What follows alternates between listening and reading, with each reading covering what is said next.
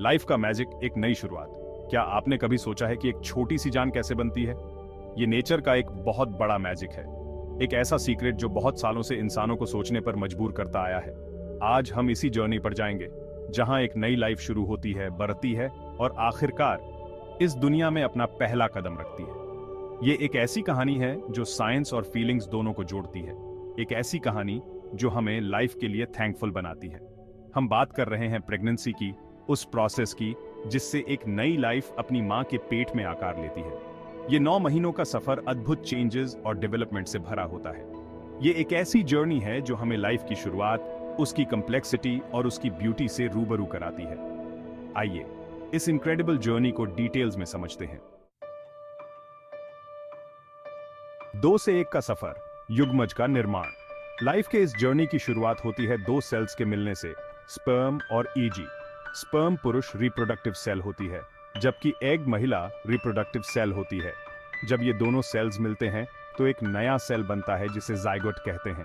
यही जाइगोट आगे चलकर एक नए ऑर्गेनिज्म का निर्माण करता है। फर्टिलाइजेशन का प्रोसेस बहुत ही कॉम्प्लेक्स और इंटरेस्टिंग होता है। करोड़ों स्पर्म्स में से सिर्फ एक ही एग तक पहुंच पाता है और उसे फर्टिलाइज कर पाता है। ये प्रोसेस जनरली फैलोपियन ट्यूब में होता है, जो ओवरी को गर्भाशय से जोड़ता है। फर्टिलाइजेशन के बाद जिगोट डिवाइड होना शुरू कर देता है और धीरे धीरे गर्भाशय की तरफ बढ़ता है। ये गर्भाशय की वॉल से जुड़ जाता है और यहीं से एम्ब्रियो का डेवलपमेंट शुरू होता है। 9 महीने, अनगिनत बदलाव, भ्रूण का विकास। एम्ब्रियो के डेवलपमेंट को 3 मेन स्टेजेस में डिवाइड कर सकते हैं: फर्स्ट ट्राइमेस्टर, सेकंड ट्राइमेस्टर और थर्ड ट्राइमेस्टर।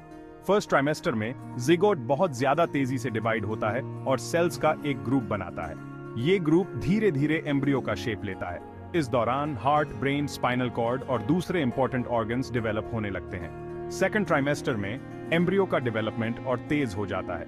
इसके ऑर्गन्स और ज्यादा क्लियर दिखने लगते हैं और ये मूव करना शुरू कर देता है। मां को अब बच्चे की हलचल महसूस होने लगती है। थर्ड ट्राइमेस्टर में एम्ब्रियो का डेवलपमेंट अपने पीक पर होता है। ये तेजी से वेट गेन करता है और बर्थ के लिए रेडी होता है। इस दौरान इसके लंग्स पूरी तरह से डेवलप हो जाते हैं और ये सांस लेने का प्रैक्टिस करने लगता है।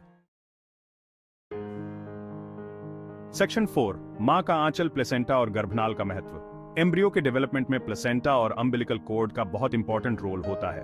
प्लेसेंटा एक फ्लैट, राउंड ऑर्गन होता है जो गर्भाशय की वॉल से जुड़ा होता है। ये एम्ब्रियो को मां के ब्लड से न्यूट्रिशन और ऑक्सीजन प्रोवाइड करता है। अम्बिलिकल कॉर्ड एक ट्यूब जैसा स्ट्रक्चर होता है जो एम्ब्रियो को प्लेसेंटा से जोड़ता है। ये एम्ब्रियो से वेस्ट प्रोडक्ट्स को भी बाहर निकालता है।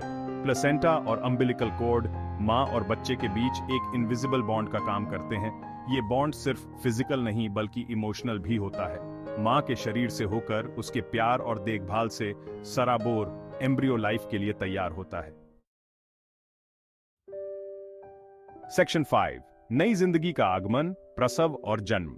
9 महीनों के इंतजार के बाद वो मोमेंट आता है जब बेबी दुनिया में आने के लिए रेडी होता है। डिलीवरी एक कॉम्प्लेक्स प्रोसेस है जिसमें सर्विक्स खुलता है और बेबी बर्थ कैनाल से होकर बाहर आता है। ये एक पेनफुल प्रोसेस हो सकता है, लेकिन साथ ही ये एक अनफॉरगेटेबल और अमेजिंग एक्सपीरियंस भी होता है। जन्म के समय बेबी पहली बार अपनी मां की आवाज सुनता है, उसकी गर्माहट महसूस करता है। ये एक ऐसा मोमेंट होता है जो मां और बच्चे के बीच एक डीप और स्ट्रॉन्ग बॉन्ड बनाता है। ये नई लाइफ की शुरुआत होती है, एक नई कहानी की, जो प्यार, देखभाल और उम्मीदों से भरी होती है। सेक्शन 6, एक अद्भुत यात्रा का समापन, जीवन का वरदान। गर्भधारण से लेकर जन्म तक का सफर अमेजिंग और इनक्रेडिबल होता है। ये नेचर का एक ऐसा मैजिक है जो हमें लाइफ की इंपॉर्टेंस और उसकी स्ट्रेंथ का एहसास कराता है। ये जर्नी हमें याद दिलाती है कि हर बच्चा एक प्राइसलेस गिफ्ट होता है, एक नई उम्मीद का साइन होता है। ये सफर हमें लाइफ के लिए थैंकफुल बनाता है और हमें इंस्पायर करता है कि हम इस दुनिया को और भी खूबसूरत बनाने की कोशिश करें। आइए हम सब मिलकर ये प्रॉमिस करें कि हम हर बच्चे को एक हेल्थी और हैप्पी लाइफ देने की कोशिश करेंगे।